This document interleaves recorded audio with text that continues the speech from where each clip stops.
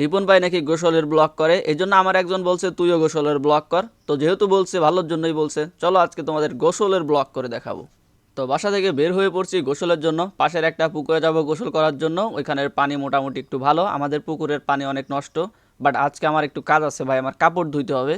তো কাপড় নিয়ে নিছি, নিজেরই 2-4টা কাপড় আছে, বেশি না। আর এই ডগেশ ভাই আমার দেখে কেন জানি ভয়তে পলাইতেছে, মনে হয় আমি বেশি কালা হয়ে গেছি, সেই জন্য আমাকে দেখে ভয় পাচ্ছে।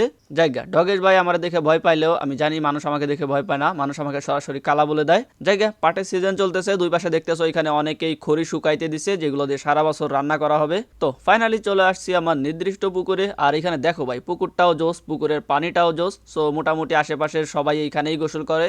বাট আমি ভাবতেছি এখন এই ক্যামেরাটা আমি কই রাখি। জায়গা ফাইনালি একটা জায়গায় ক্যামেরা রাখতে পারছি, আই ডোন্ট নো দেখা যাবে কিনা।